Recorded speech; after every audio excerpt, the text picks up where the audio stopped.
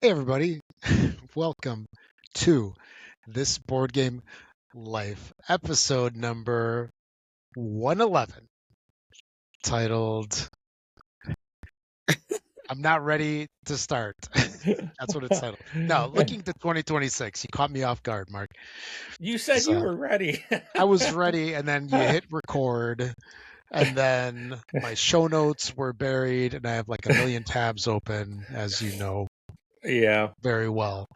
So I was able to pull it up frantically here while we're doing it. Anyway, this is this board game life episode 111. I am one of your fine hosts for today. My name is Rob, and that other sexy sultry voice that you heard was my good buddy Mark. Hey everybody, how you doing? Welcome to the show. Where every show is like the first. Yeah, of course.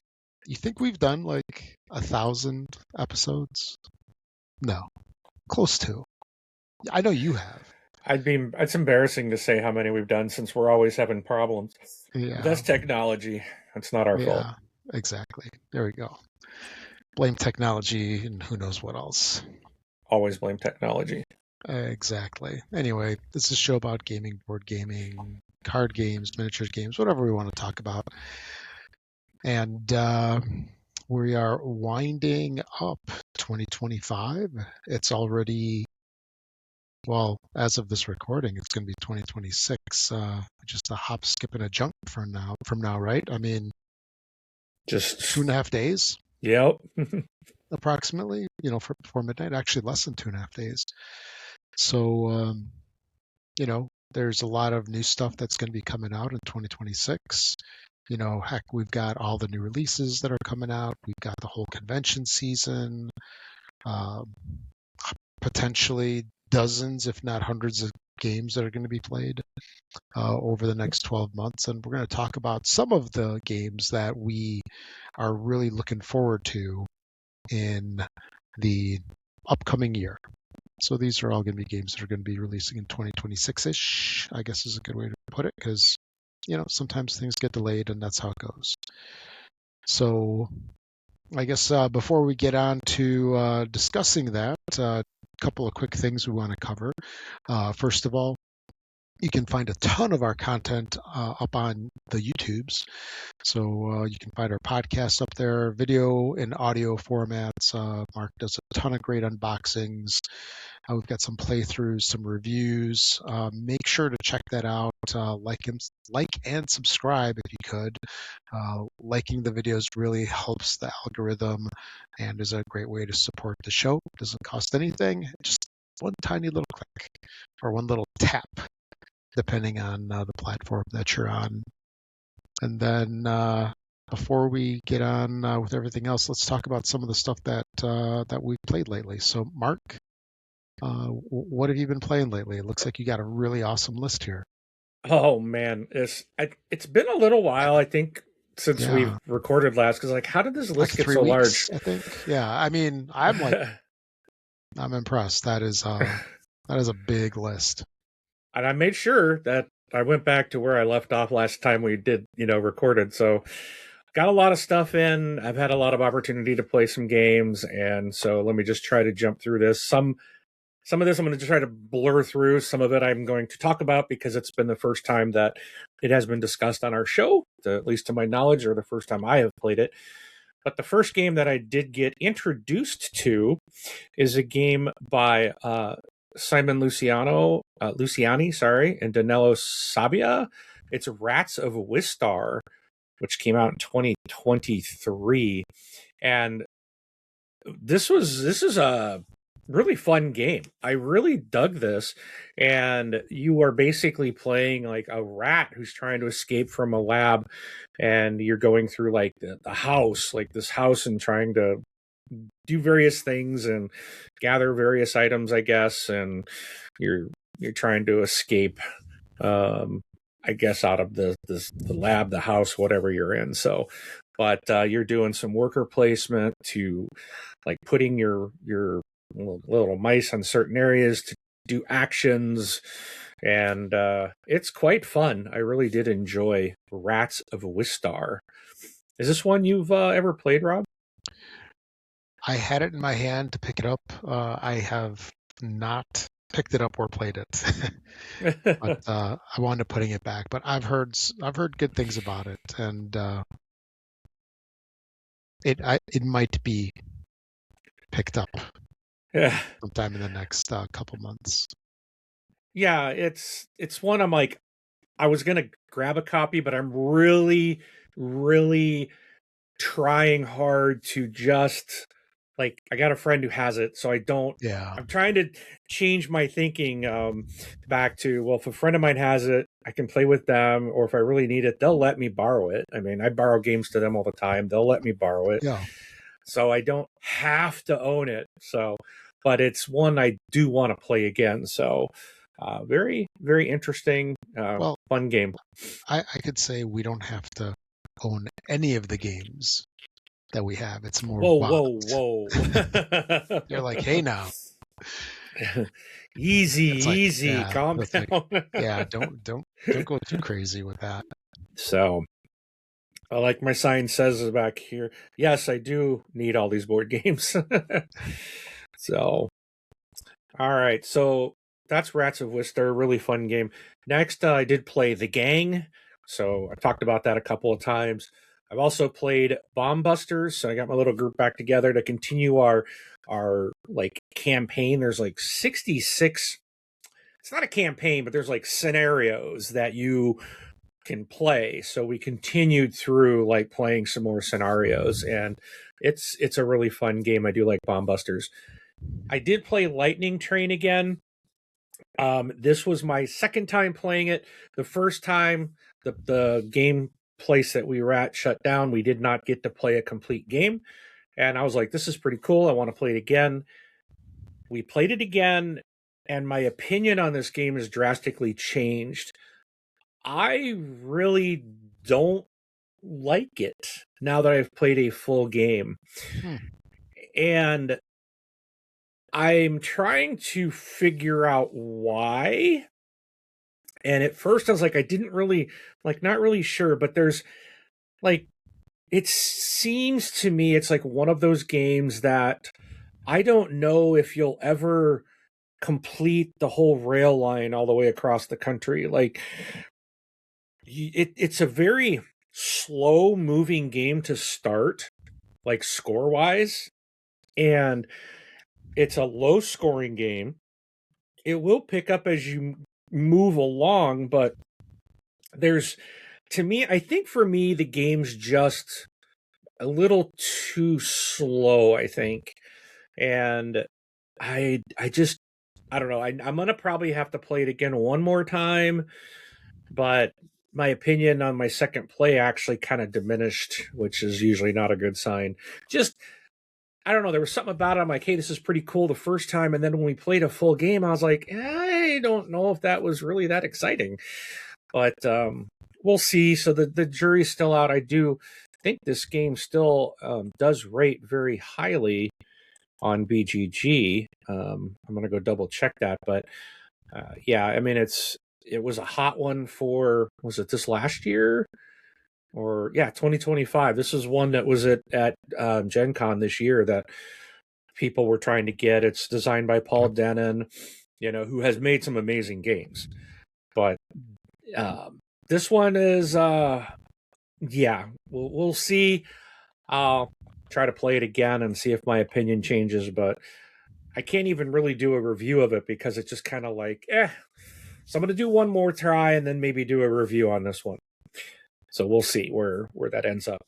Next, I played some more ISS Vanguard. Also got to play a game that I'm so excited by this.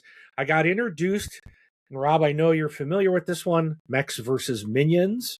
Oh yeah. It's from the people that in the video game world, I guess they'd make League of Legends, Yes. right? Riot Games. Yep. Riot Games. And I guess the story that I heard was this video game company made so much money on League of Legends, they're like, let's try to make a board game. And they originally, I guess, sold the game for like $75 and $5 shipping. Yeah, And sounds about right. this game is like, I'm not going to get the box because I have to go grab it. But It's it's a big huge. box. Yeah. You can check out the my unboxing video on our YouTube channel. Yeah. I think It's it's like a mini coffin. yeah. But this game is so much fun. I had to go find a copy. It's not something you can get. You do have to go to the secondhand market.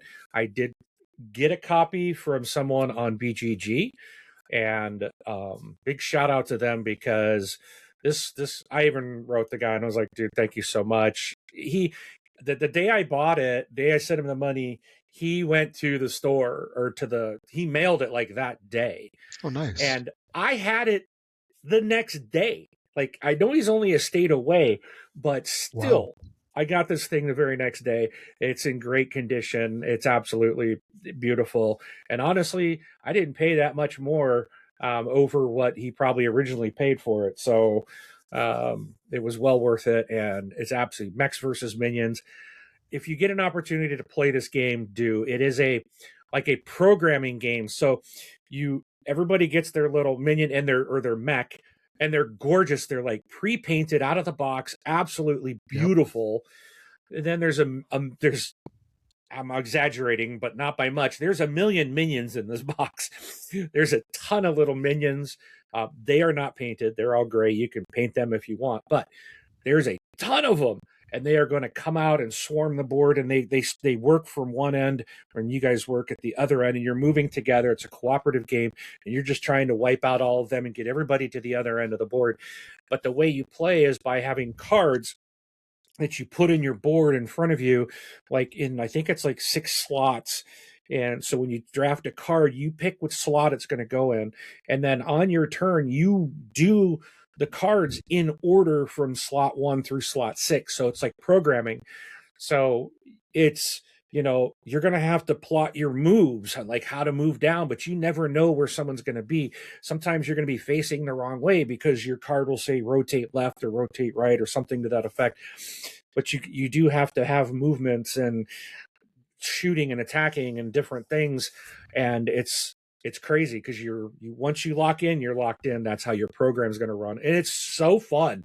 Such a cool game. I've not had any other games that have that like programming mechanic, and it's at least not that I can think of, that definitely not like this type of game. It's so cool. So that's Mechs versus Minions. Next, I got to play Madkala, and I am saying it correctly. This is the Wonderland's War version of Mancala, so it's called Madkala, and it is like that Alice in Wonderland characters, and it is a 2-player game that you are playing basically Mancala, if you will, but you get all these different character abilities and these other special abilities that you can use in the game, and it's really fun. I really do like it. And of course, if you're familiar with Wonderland's War, it is a beautiful, beautiful production of this game, and that's Mancala. Next, I got to show this off because it's sitting right next to me. This game is awesome. Flamecraft Duels. Yeah, you can see it in this it's like a little suitcase. Yeah, it's This, really small. yeah, it even has a little latch on it, and then you open it up, and there's the game board right there. So, and then you're like, well, where are the components? You lift these up, and on this side, you've got all the tiles in a bag, and on the other side, you have your card holders and the cards, your metal coins and It's stuff. pretty cool. And then it's all in there, and then you just play. When you're done, you put it away, and there you go. It's intended to be very travel ready to go. But so if you're familiar with Flamecraft, it's the same, the same dragons, kind of from that world, but it's a completely different game. You're each player, it's just a 2-player game, and you got these little acrylic tiles that are sitting out on the board in their starting spaces, and then you are pulling stuff out of a bag. You're going to pull a tile out and you place it, and then you're trying to, and you have these cards that are going to be in your hand, and you're trying to get these certain types of dragons in a certain order, either in a line or 3 like in a triangle. it's basically a match 3 game, really, is what it is. And it's actually plays really quick. It's actually really fun. The quality, again, is outstanding for the deluxe edition, which is what I have. So I've got the really nice acrylic tiles and things like that. So you get that nice, what is it, Rob? The clinking of the tiles and in that. But it's a really fun little game. You can stack tiles on top up to like 3 high. So if someone puts a tile in, you're not locked out. You can put another tile in on top to make your connections if you want. Really fun little game. Again, Flamecraft Duels. This should be hitting stores here really quick if not already, because again, I was a backer and the backers are getting all their copies now. So look for Flamecraft Duels in the store near you very soon. And again, it's not an expensive game. It is a fantastic game. Next, I played Gems of Iridecia. This was one I had my eye on to crowdfund. I decided against it, but I did end up getting a copy now that it's out into retail. And I enjoy this game. It's a fun, you are trying to like control, it's like a market control. You're trying to manage, like when you digging for minerals, you will change the price. So like when you mine them, then the value goes up. So now they're worth more when you sell them, but you can also crash that particular gem's market by mining it when it's at a 6. It will reset to a value of 1 at 6. So you have 6-sided dice that you flip to manage, what their value is of that particular gem. And you're moving up the board and pulling, flipping these tiles. Everything's random, and you're getting gems, and then you can mine for gems, and then you can buy things from the store to give you abilities and stuff. And you're trying to get, maximize your points and things like that. But the whole point of like you could crash the market or change values, and you see what other people have, what other gems other people have. It's not a mean game, but it has a couple of opportunities that you can play meanly and crash the market and hurt other people. So it's not a lot, but there are some moments that allow it to be kind of a mean game. But it's a fun game. I do enjoy Gems of Iridecia. Then my group got into Pandemic Legacy Season 2. So we started our next Pandemic Legacy game. And wow, this one, Pandemic Legacy Season 1, we felt was pretty easy for our group. We only lost a couple of games throughout the whole thing. For the most part, we really were very successful. Season 2, right out of the tutorial, has kicked our butt. It plays so different from the first one, and it's like we're trying to wrap our head around, okay, so we're so used to how the first one played. Now it's like, okay, we got to completely kind of reset our thought and how we played the original. This one is going to be very different, but it is absolutely fantastic, and it has ramped up the difficulty. So we're really excited to keep moving in this. And once January gets here, we will continue our Season 2 campaign. Broke out the Quacks of Quedlinburg. Had some people in my group want to play that game, so I brought that to a game night. I love the Quacks of Quedlinburg. In the US, they've released it in the US, called it Quacks, and have changed the artwork. I prefer the Quacks of Quedlinburg's look and even the name. But if you see in the US, if you see the game called Quacks, it is Quacks of Quedlinburg. So absolutely excellent game. You're doing a bag building, you're drawing. It's a push your luck game, a bag building game. You are trying to get all the non-white tokens out of your bag and into your pot that you're mixing up this pot. And if you get more than a value of 7 of the white tokens, then your pot explodes, and you pay the price for that. So, but it's a really super fun game, and it's one of those that you can, easy enough for people to kind of, I would also say this is a gateway game. It's not hard. It's pretty easy to learn, and people really enjoy this game, and I think it's potentially a very, very much a gateway game. Next, Super Mega Lucky Box.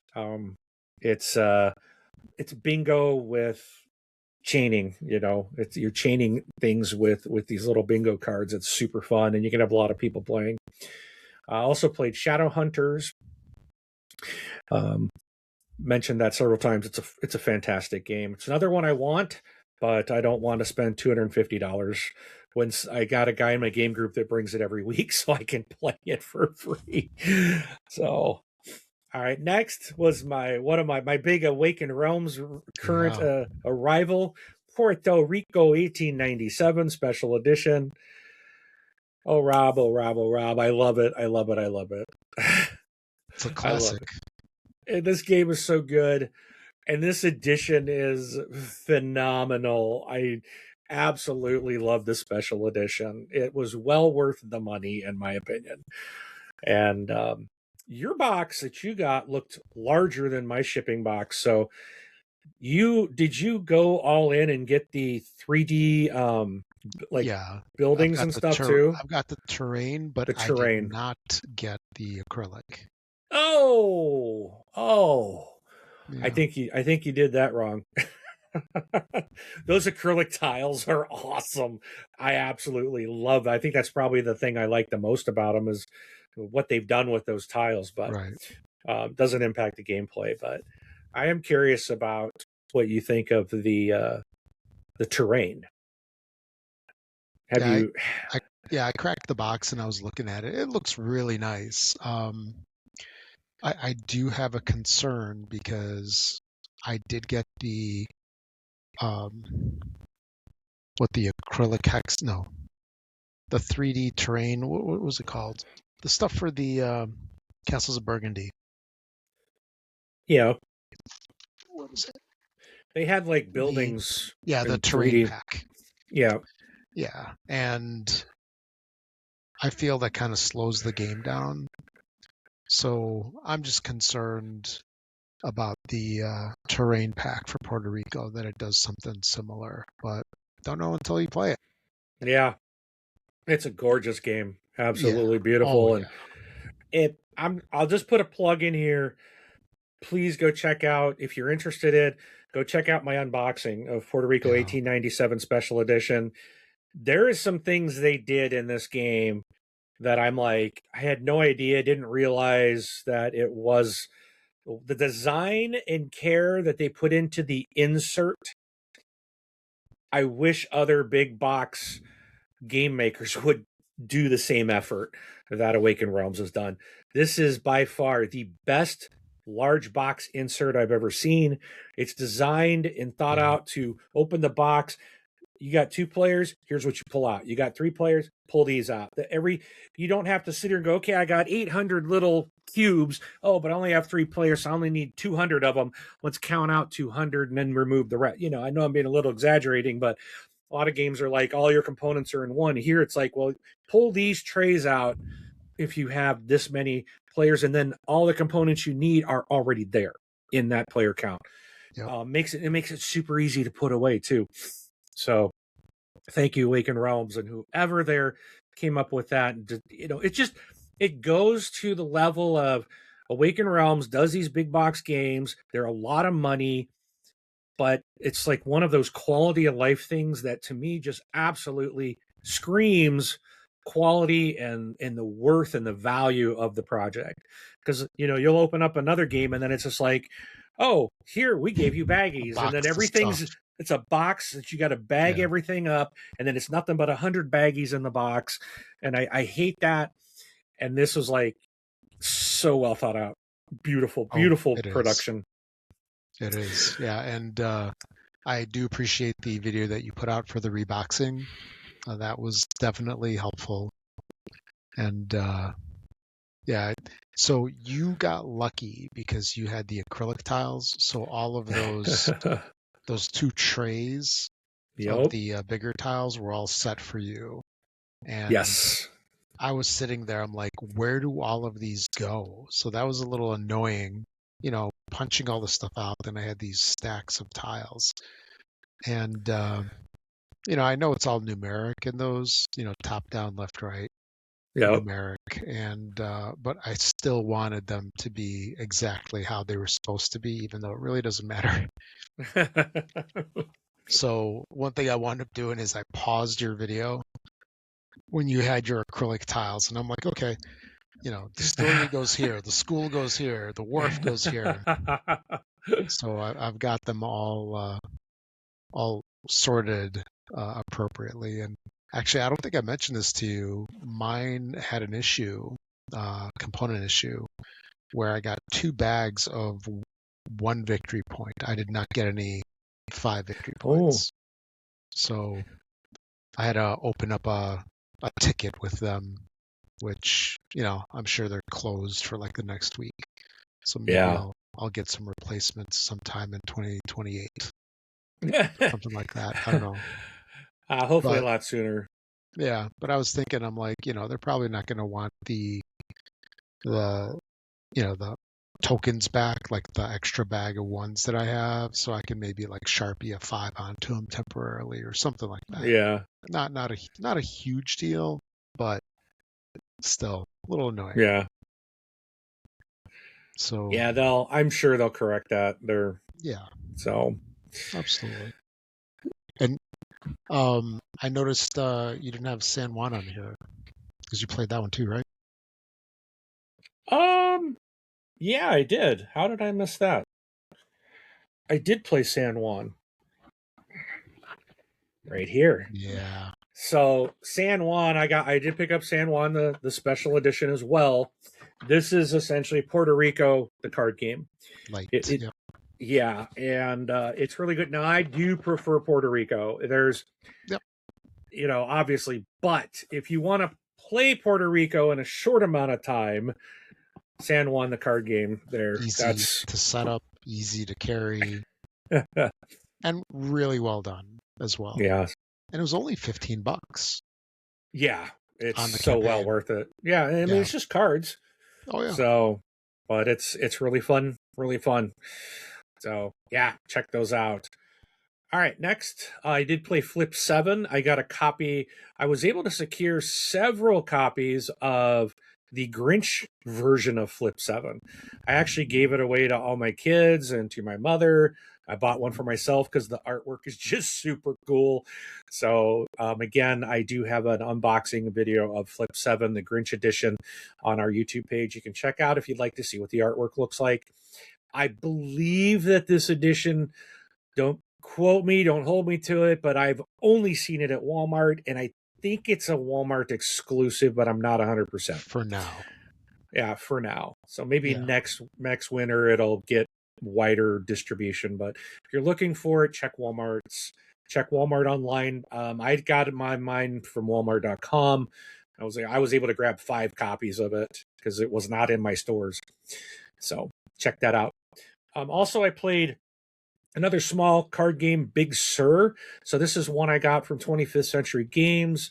Got it earlier in the year. It was came with a bunch of other things.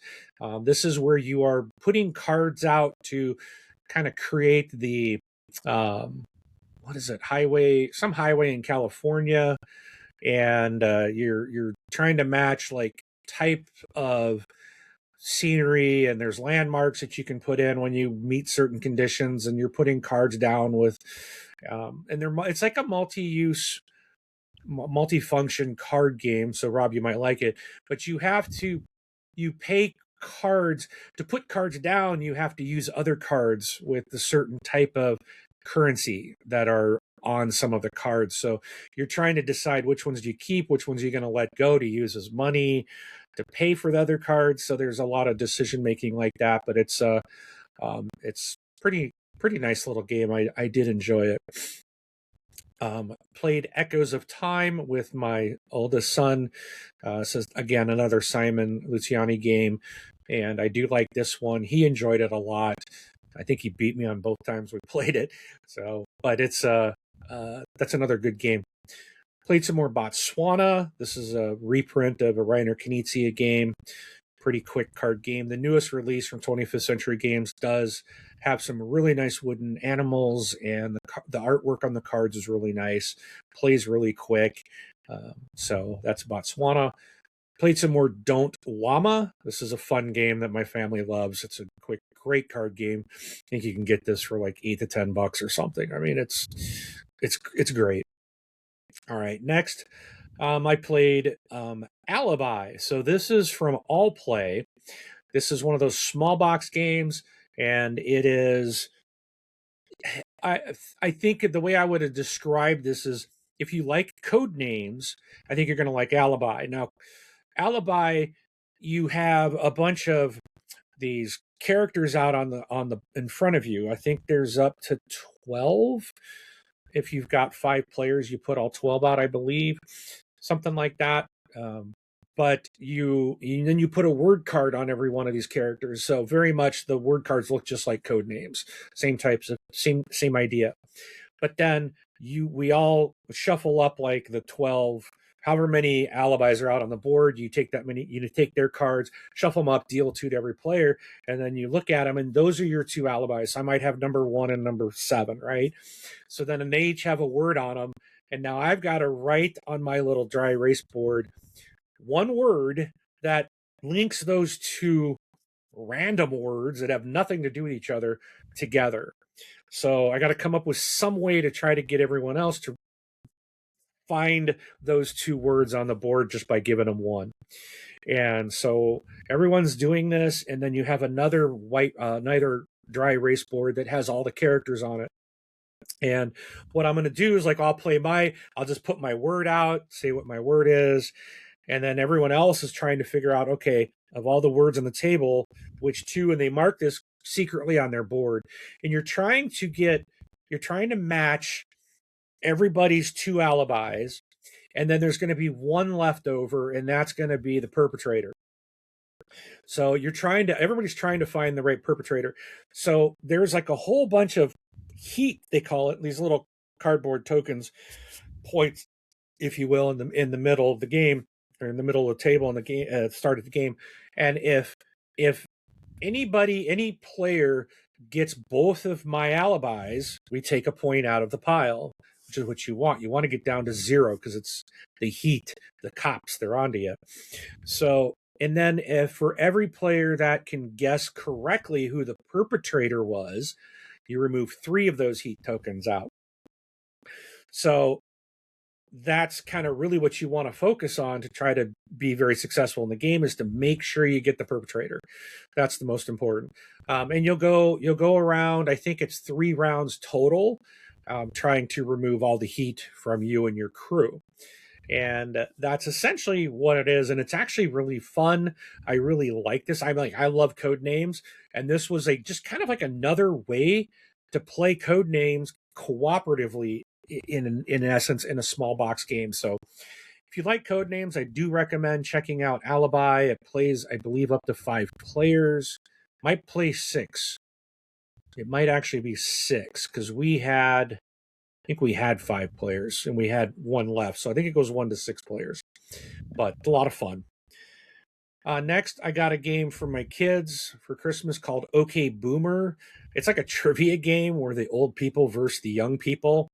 And so my kids challenged my mother and myself, and I'm happy to say we slaughtered them, kicked their butt.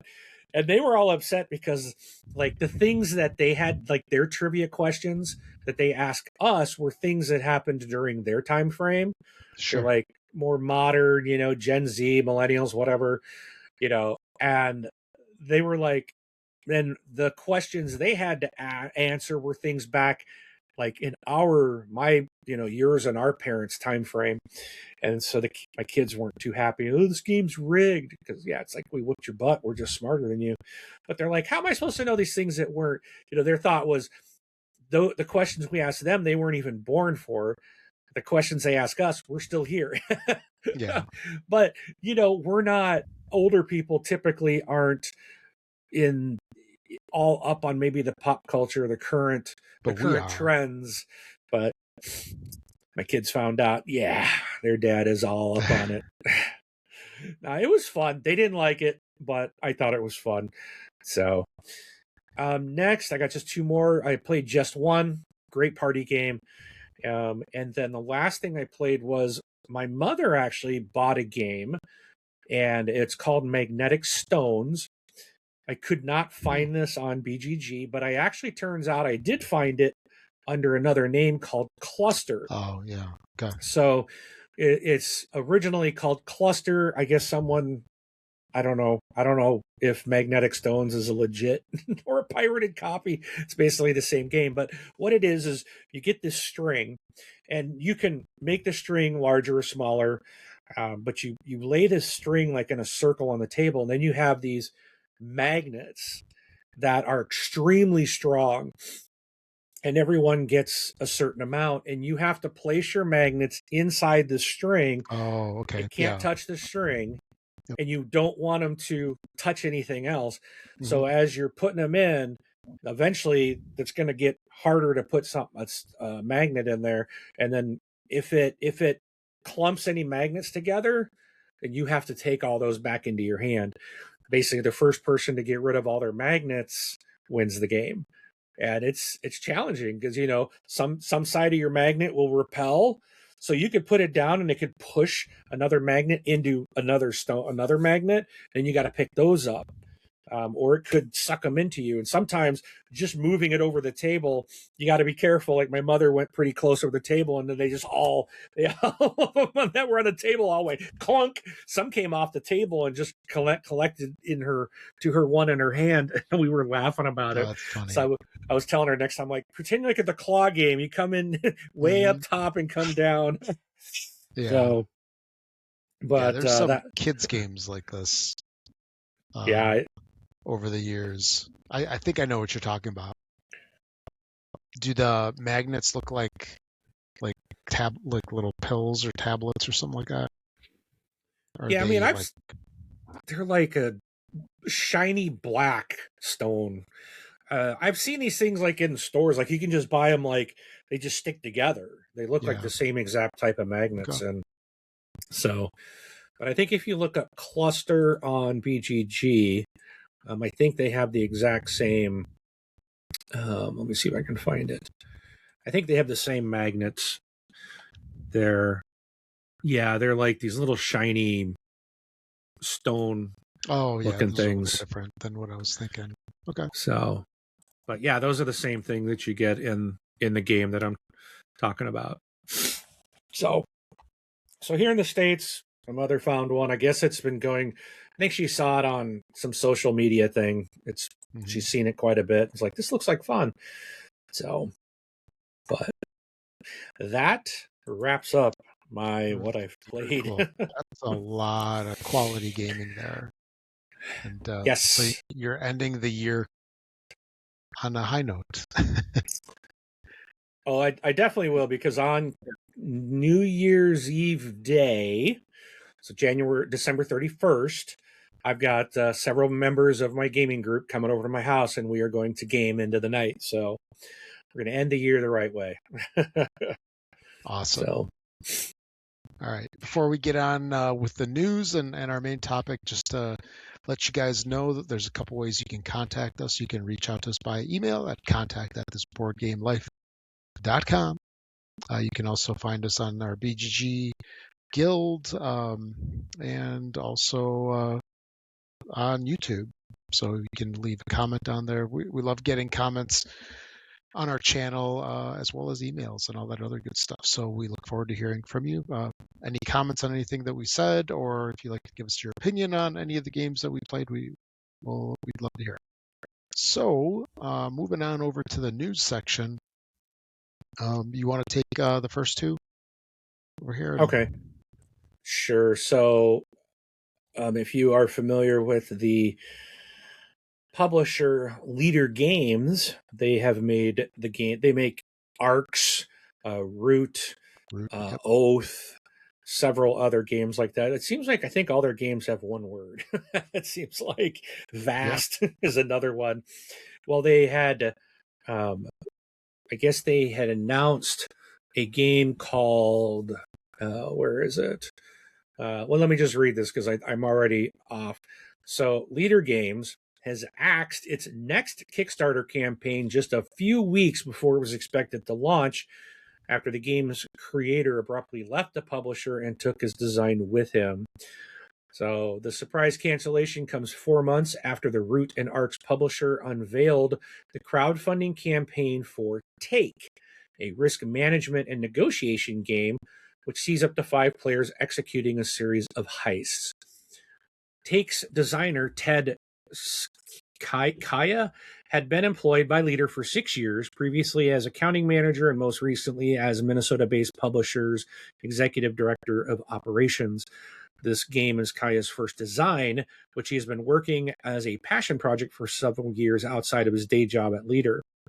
A statement from Leader said, Take's designer, Ted, has decided to move on from the studio and on to his next grand adventure. He will be bringing Take with him. Due to this, we are canceling this crowdfunding campaign. We wish him the very best. So, as for the future of Take, that's squarely in the designer's hands.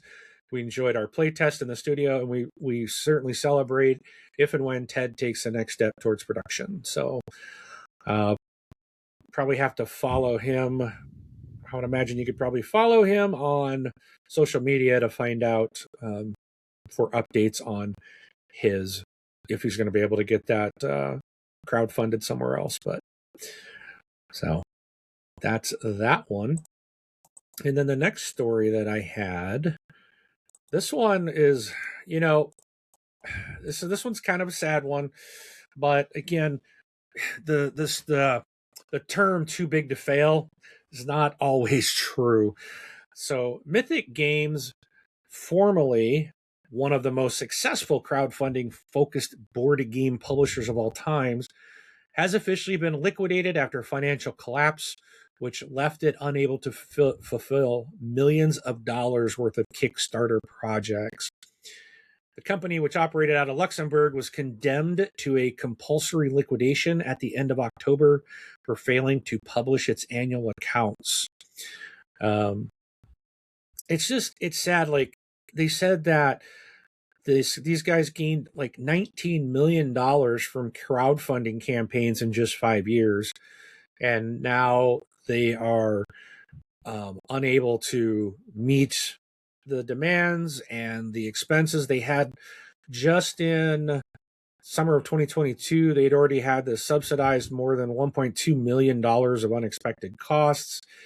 And so, yeah, if you have backed some of these things from the company Mythic Games and you have not yet got your copies, or you want to know what the future is, does not look like it's going to be good. So Mythic did repeat they repeated the extra contributions maneuver for its 6th Siege crowdfunding in May of 2023, informing backers, some who've already parted with close to $500 in pledges and shipping, that they would need to pay an extra $249 in order to receive their game.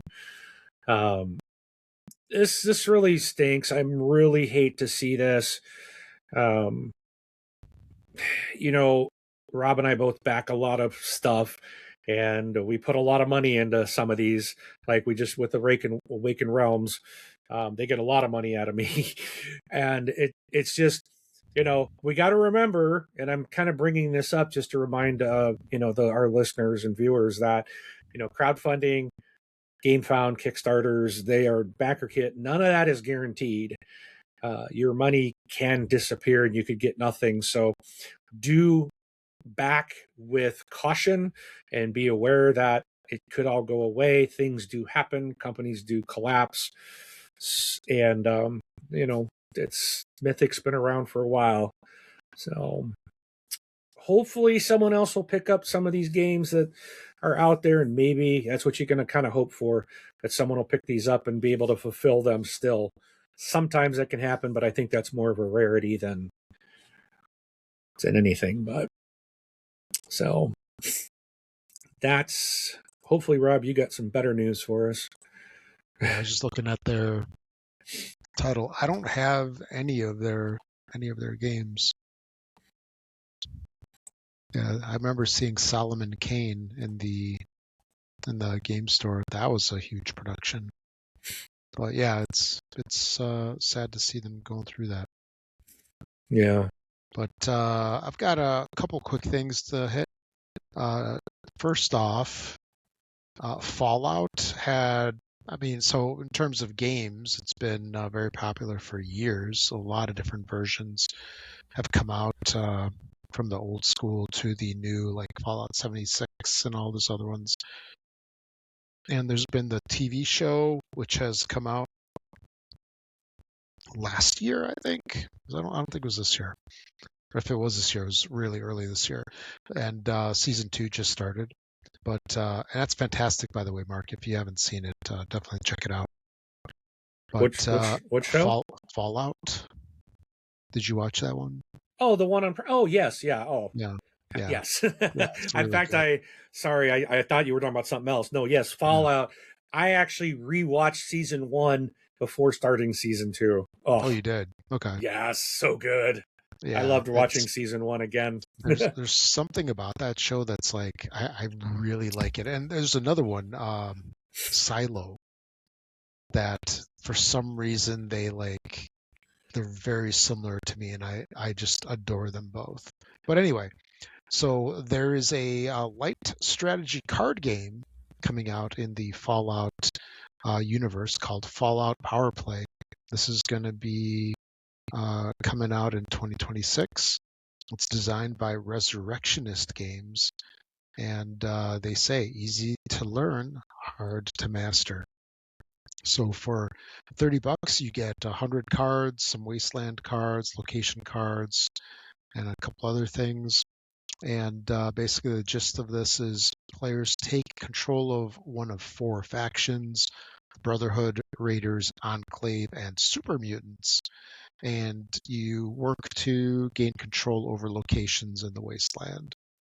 So if you're into Fallout, you might want to check this out. Especially, it's fairly inexpensive at only $30, and it might be a little fun card game to play.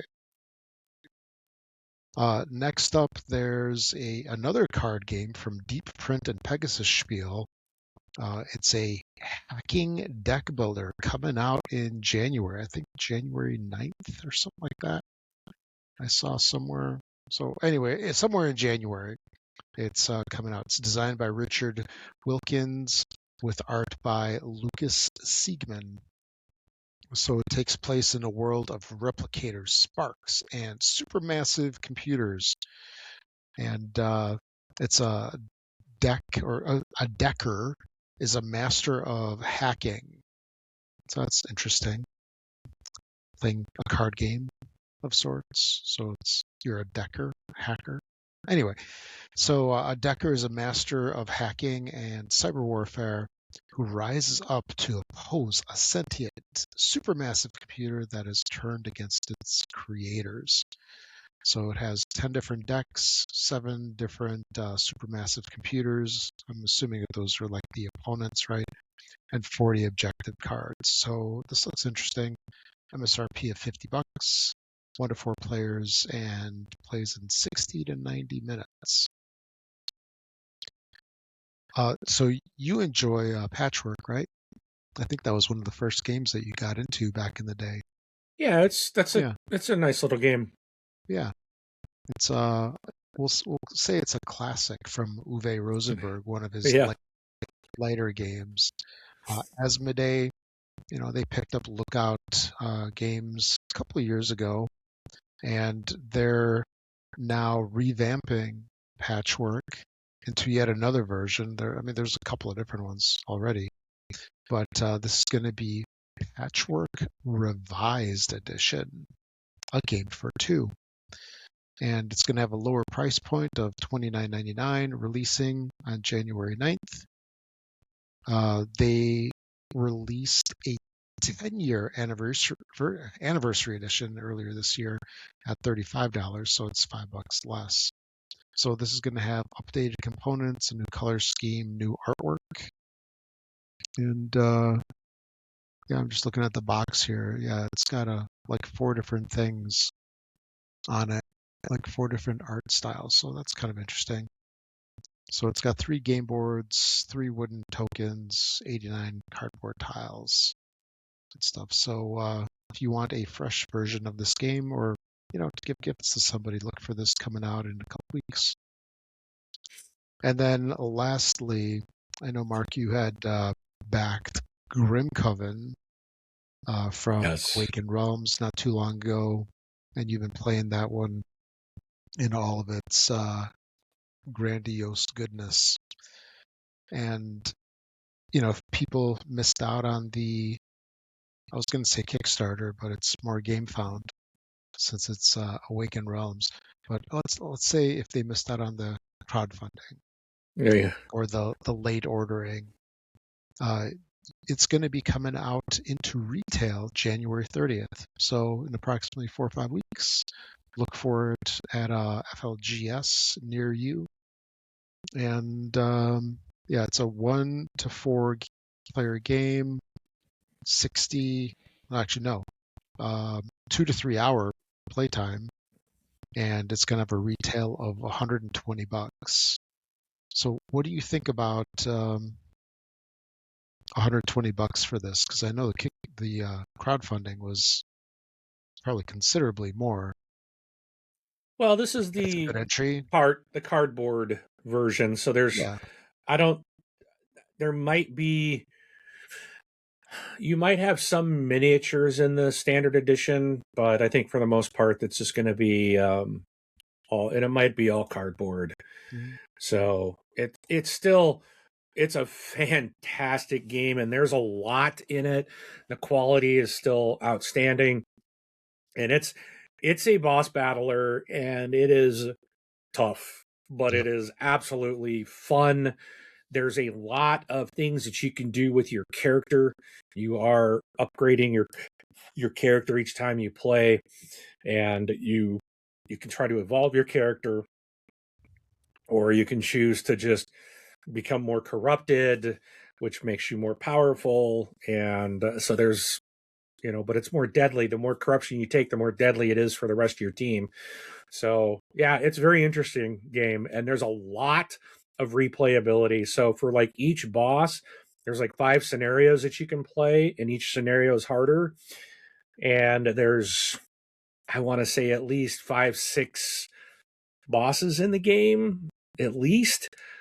There's a lot of replay value on it, so I think it's a good price for all the content and the amazing gameplay that it has. Yes. Yeah, that link that I dropped into the notes, they have a picture in there of the components. It's a huge game. There's a Yes. lot of stuff. You need a big table. You're not going to be Yes. playing this on a little card table. Nope, Nope. nope, nope. But yeah, it's cool to see these come out into retail, and I've actually seen Castles of Burgundy a couple of times, the special edition in stores. So Yeah. they are pushing them out into retail, and I don't think that this was retailers, or I don't think it was stores that were backing the Kickstarter, or not. I keep saying Kickstarter, the crowdfunding. Funding. Yeah. Yeah, but yeah, look for those at your local friendly game store sometime soon. All right, on to what we've all been waiting for. Yeah. 2026 is almost upon us. Had some great gaming in 2025. What are we looking forward to in 2026? I'm glad you're wondering, because we're going to tell you. So, um, so we're going to go through our lists. I've got a couple of honorable mentions. I don't think we really kept these. Yeah, we'll just go through the list. It's not really like They're not top in any 10 or order. anything like that. Yeah. Yeah. We want them So, all. so here, I'll just start with mine and we'll just flip through them. Okay. So the first one on my list is Brass Pittsburgh. So this is I know you have this. Yeah, you've got this one on your It's, list too. yep. So we're both looking forward to this one. Brass Pittsburgh is yet another one of the Brass games. Originally it was just Brass, and then it was Brass, uh, Lancashire, Lancashire, Brass, and Birmingham. Birmingham. Yes, thank you. So, now there's going to be a third one in the series. It's going to be interesting to see, you know, what they do with this one. Brass as a whole is a great game. All the versions are really awesome, and hopefully this one is going to follow suit. So, all right, Yeah, I've backed this one, or I will be. yeah, I think the campaign goes live in February on GameFound, and it's a Roxley game. yep, I I I think at this moment, I think I own every Roxley game. I yeah, I think I have purchased everything that they have made. So I love the quality of their games. They're just fantastic, and yeah, Brass is um, quite the juggernaut when it comes to that BGG score. And I honestly expect Brass Pittsburgh probably to jump to the top of the BGG probably hit number one spot pretty quickly. I would imagine, yeah. and if if it stays true to its form, which these guys are taking very good care of this IP, I think Mhm. Brass Pittsburgh will sit at the top for a while. Oh yeah, So it's yeah, and definitely on my list as well. Looking yep. forward to it. And Roxley has it on GameFound right now, so you can follow it for when it officially starts. And they've been doing updates over there. There's like 10 updates already from them, and a couple hundred comments as well from people. Yeah. But yeah, they've got some photos over there, which they lovingly label pre-campaign build-up. It's like, Yeah. oh boy, it looks so good. Like it looks so colorful, so well done. And yeah, I agree. This is going to be a big title for them for sure. Yeah. Anyway, over to you. All right.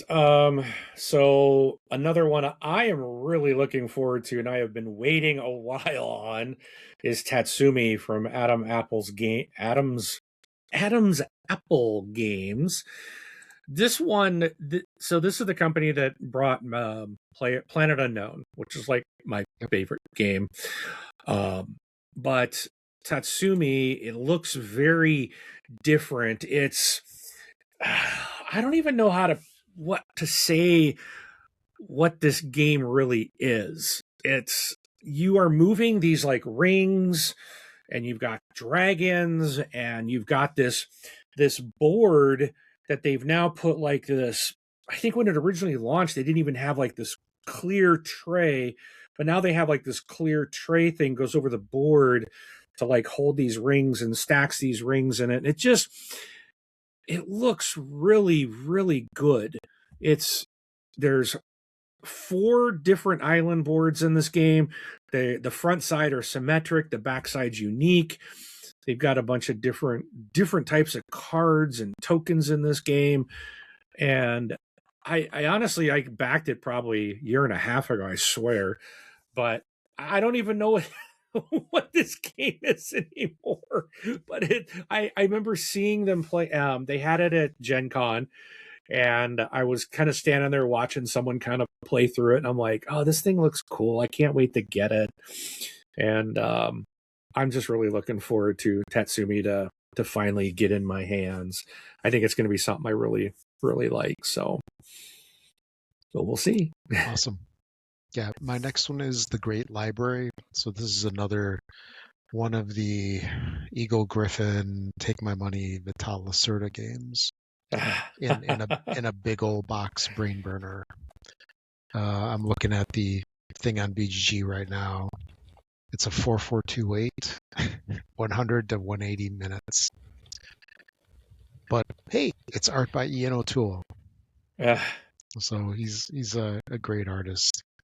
But looking forward to this one. I've got almost all of his Eagle Griffin releases. So this is going to be added to it as well, and I'm assuming it's going to be the same box size as everything else, basically annoyingly too big. Yeah. But yeah, that's how it goes. So definitely looking forward to the Great Library. The Kickstarter for it ended, I don't know, a couple weeks ago. So hopefully it's going to be hitting sometime later this year or later in 2026, I imagine. All right. Okay. My next one is Aquaria, and this is from my favorite designer, Tomas Holek, and this supposedly is out. I've pre-ordered it, and I'm just sitting here waiting for it to arrive. It's someday, but I may have made a mistake. I think I pre-ordered this along with another game, and if that one's not coming out right away, then that's going to hold this one up probably. But Aquaria, it just, you are, I guess, managing an aquarium. You're trying to have the most expertise in maintaining a thriving aquarium, and again, it's one of those things that doesn't sound, I think, on the outside, we're just reading it, doesn't maybe sound exciting as it says. Players will buy new fish, feed them, keep their aquariums in tip-top condition. Players will also show how they've progressed in their aquarist studies by how far they have moved on the encyclopedia tracks. But Tomas Olek has not let me down with his very first 3 games he released last year. I love every single one of them. And in fact, I'm reprinting inserts for SETI because SETI Space Agency's just arrived unexpectedly the other day. So I'm hoping these will arrive unexpectedly here sometime soon too. But Aquaria is another one I really am looking forward to. Worker placement, set collection, hand management, and it's Tomas Holek, who has not let me down yet. So I'm buying anything he makes until I get disappointed. He's an automatic pre-order for me. Yep. So, Insta-buy, yes, insta-back. exactly. All that. No, I get it. Yeah, my next one is from Quined. Oh boy, Games, and it's the latest from Paulo Soledad and Nuno Bizarro Sentiero, called Movers and Shakers. It's a new entry in the Master Print series. I need to get myself into another series, which, Yeah. the completionist like thing is brutal. It's like I'm looking at you, City Collection. Anyway, this game looks really amazing. The Game Found campaign completed a little bit ago. This is the folks that brought us Panamax, which I don't know if you've ever played. This is a really popular game years ago. One of their first ones, and there was also Nippon, Madeira, Asian Tigers as another one. Just really looking forward to this. The components on it the production on it looks really good. And, production matters. At least it looks cool on the table. Who knows? But anyway, yeah, this is basically a railway tycoon style game where you're, competing with other folks to create a thriving economy of sorts. So looking forward to this one. I did back it, and hopefully we'll get it sometime here in 2026. Cool. All right, my next one is no big surprise from Tomas Holek. This is Pondscape. But again, another one that Yep. doesn't sound super exciting, but it is a strategic card game. It's only going to take about 30 minutes, but players are going to create their own vibrant pond by carefully placing cards featuring various frog species in pond environments while collecting different insect types. So again, this is just another pre-order because it's Tomas, and I'm all about his games. The thing I really like about him is every game I that I have played of his so far has been very different from each other. So he has a tremendous amount of ideas and is making things come together. They play so well, and like I said, I've got SETI, Tea Garden, and um, uh, Galileo Galilei, and they all came out in the same year, and they all play very differently, and and they were all fantastic. So I'm looking forward to playing Pondscape. Can't wait to get it in my hands. The fact that it's going to be a game by him that plays in 30 minutes is going to be nice to see what he does for a small box type of game. So I look forward to this. Okay. My next one is Revenant. This one is from Mind Clash Games. And I don't even remember when I backed this one. I want to say like 15 years ago. It just seems like it's been that long. No, I'm just kidding. It's the campaign was a while ago, but it's supposed to be out here in 2026. And this is another one, a bit of a weighty game, Yeah. longer game. Another one that's like 90 to 120 minutes, but designed by Alan Kirkby, and again, Ian O'Toole is the artist for this. This game looks really great. It's got all these little spaceships that look pretty cool. Yeah. They definitely did, a nice job, with the 3D visualization on the table that made me go, yes, please, I want it. But it's a game that's a worker placement game set in the Voidfall universe. And it just looks really interesting, and I hope it delivers, and it seems like it will. Definitely looking forward to this one. That's Revenant from Mind Clash Games. All right, my next game is quite a bit smaller than the one you just mentioned. Yep. And it's from Roxley and designer and artist Manny Tremblay.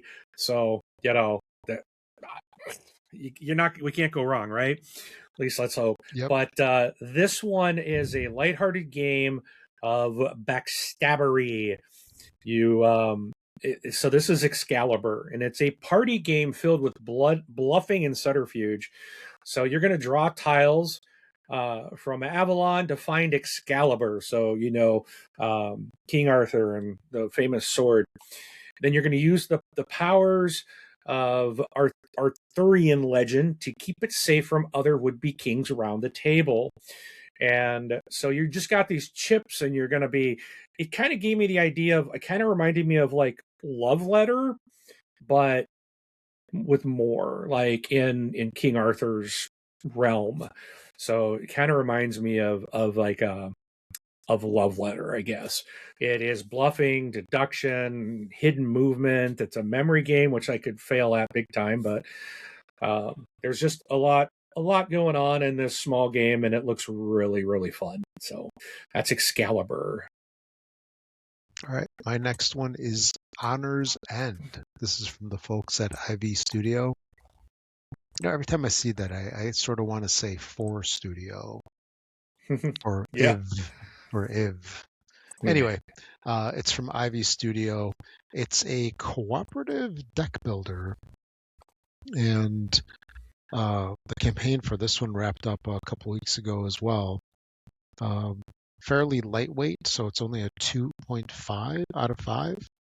But it's a cooperative deck builder set in a medieval world, and it does look pretty cool on the table. They, our friends at IV have definitely, done a nice job with making things look good. I think it's just their production is awesome. Pretty much on everything that they've done. Oh yeah. Yeah, everything from the artwork to the boards to everything. So again, Honor's End supposed to be out later in 2026. Looking forward to it, and seeing what else they have to offer. All right, my next one that I'm really looking forward to, and I did see this at Gen Con. It's a big game. There's a lot of stuff in this game. This is from Bezier Games and designer Ben Rossett. This is the Game Makers. So you are basically making a game. Players are board game manufacturers racing to build the greatest collection of classic modern board games. And they have over 300 real world games from over 100 real world publishers. So like you can build games like Brass Birmingham, Arc Nova, Android Netrunner, Twilight Imperium, 4th edition, things like that. They've got licenses to put all these like games in this game, and you're going to be, trying to manufacture these and get these things made. And it looks phenomenal on the table. Like there is a lot. You're going to need a large table. There's a lot of plastic components in this thing, but it just looks super cool, and it looks like it's going to be a lot of fun. And I can't wait to get the Game Makers to the table. This is coming in at about a 2.9 out of 5, so right there in the middle. And plays 1 to 6, which I like. I really like games that I can get six players at. So this is can't wait. Okay, my next one is called The Danes. This one's coming out in 2026 from Uwe Rosenberg and Gernot Kopke. I hope I'm saying that right. Artist is Dennis Lohausen, which is one of my favorite artists. I've mentioned him many times in the past. There's a couple. There's Menzel, Lohausen, and O'Toole that I really enjoy their artwork on their games. But anyway, The Danes is one of 2 games that Uwe has coming out here in 2026. We're going to talk about the other one here shortly. But The Danes is a worker placement game, basically set in the world of A Feast for Odin, which is a game that he came out with a couple years back. But it's still a little bit early for this game, for us to get like a ton of information on it. But I'm really excited about this because I'm always excited about the Uwe Rosenberg games. So that's The Danes. Over to you. All right. My next one that I'm looking forward to is an Uwe Rosenberg designed game. This is the other one. Yep. But it's the special edition from Awakened Realms, and I believe Lookout Games, as well. Yep. They're doing a special edition of Agricola. And Agricola is one that I have heard a lot about throughout the years. I'll be honest, I've never played it. And so we'll have to play it on this board game LifeCon 3. Yeah. So I need to. I kind of went out and it's a special edition game of a classic, so it's like I'll just buy it. Hey. I'm hoping I'm gonna like it, but I think I probably will because it's such a beloved classic. Oh yeah. So I'm looking forward to seeing this, but I would like to play this game at some point before my special edition arrives, much like Puerto Rico. Then I can get even more excited. So we will do that, my friend. I got a couple versions of it. Okay. So my next one actually was Agricola, so I'll skip that one. And the next one is The Great Sea. Let me just pull it up real quick. This is from the team over at Garfield Games, designed by S.J. McDonald and Zach Smith. And, they have so many different games that are, I don't want to say similar-ish. There's Hadrian's Wall, there's Assyria. I'm drawing a blank because I have them all on my shelf, all on the same shelf because they're all the same size boxes. But with this one over here, it's set in the time of Carthage with the Phoenicians, and you're goal in the game is to be the first to gain victory through commerce. Who would have thought it? It seems like so many games back then are set in the IP, or not IP, in the same premise. I'm trying not to say trading in the Mediterranean, but I guess I just did. Anyway, it looks like a really interesting game. I like the Garfield games. I love their artwork, their art style that they have, all done by Sam Phillips. And excited, I'm excited to see how this one turns out. So that's The Great Sea. All right. Well, it's probably not a big surprise to you, Rob, but I've got more dice thrown on my list. Nope, no surprise. And that's Vanguard. So Dice Throne is bringing out 4 more heroes. This is designed by Nate Chetelier, John Heydrich, Manny Tremblay, with Manny Tremblay contributing to the art, along with Britt Anderson and Nick Malara, published by Dice Throne Incorporated. They're bringing out 4 new Vanguard heroes: the Druid, the Duelist, the Forge Master, and the Sun Elf. Again, they're compatible, just like if you're familiar with Dice Throne, all the Dice Throne characters, whether they are the kind of unique characters that Dice Throne themselves have created, or they are from the Marvel world, they're all interchangeable. You can mix and match as you wish. But yep, they're got 4 more coming out this year, so that obviously on my list. Okay, next up for me is Mystic Lands. I think we talked about this one a couple weeks ago in our news section. This is the next game from John D. Clare. It's kind of like a later version of Mystic Vale, which he came out with a bunch of years ago. It was one of the first games that had card crafting in it. Think of the game that he had. Oh man, it was a copy of Custom Heroes. Yeah, Didn't we get it? We either played it at the AEG thing or we have it. yeah. Anyway, Unstoppable, right? no. There was a new game. Anyway, Okay. not a big deal. But this is an incredibly beautiful looking card crafting game, released by or coming out from John D. Clare and then the folks over at AEG. So I would not be surprised if this is going to be at AEG Big Game Night in some form. But definitely looking forward to this. The art on it is just incredible, like so vibrant. Like it's like HDR in real life. But yeah, looking forward to this one, Mystic Lands. Are you thinking of Ruins? The one of the All Play game that he just put out this year? Maybe. While you're talking, I'll see if I can find it. Okay.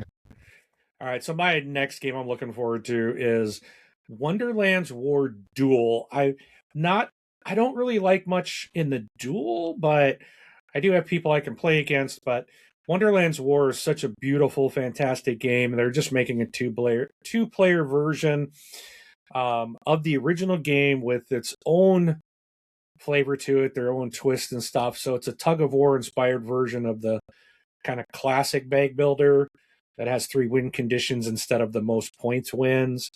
And that's, again, looks beautiful. Looks just like Wonderland's War. If you've seen that, I mean, it's just absolutely a beautiful looking game. And so this one's just going to be a 2-player version, and it'll be fun to see how this plays. And I look forward to getting this one to the table sometime in 2026. You were correct. That is Ruins. Okay. Yeah. So my next one is Calypso. This is a game that had a campaign a couple months back. It's designed by Giles Turbide from Inside Up Games. It looks really interesting. It's a tile laying survival game. I sort of think Waterworld when I look at it, of sorts. So you're basically building floating settlements, in a water world. Definitely looks interesting. Has a decent play time, less than 60 minutes, weight of 3.0, and you can play it solo, which I always enjoy. So that is Calypso. Yeah, okay, cool. My last one, no, not my last, second to last, is one called Satchel Quest. So this is designed by Molly Johnson, Robert Melvin, and Sean Stankiewicz. The art is by Vincent Dutray, published by Weird City Games. And this one intrigued me. I backed this one. It says this is a competitive bag building dungeon adventure. So in this game, players are going to draw double-sided chips out of a bag, choose which side to play, and then place it strategically on the current floor of your dungeon map to attack monsters, block damage, trigger ranged effects, or set up for big combos. They say exact placement matters as chips interact with adjacent spaces and can chain together for powerful results. So this looks really interesting, and yeah, I'm looking forward to seeing what this has. I think this could be a really exciting game for a group of people to play. So, Okay. My next one is Class of 89. This is a game coming out from Paverson Games, designed by Corey Jordan. I'm not fully sure on the premise because it's about doing yearbooks. oh yeah, I But remember this. the thing is, I'm class of 89. So it, Loser. yeah. So it's interesting from that aspect. So I'm curious to see exactly how it turns out. Um, Hopefully I'll be pleasantly surprised. It's class of 89. All right, my last one I've got on my list. Now, I've got several other games, but they're more like expansions to current games. So there's still a lot more things I'm looking forward to. But the last one I put on my list that I wanted to talk about today was Container. And this is a reprint. I believe it's All Plays is doing this. And this is supposedly a very Yeah. out of print type of game that Yep.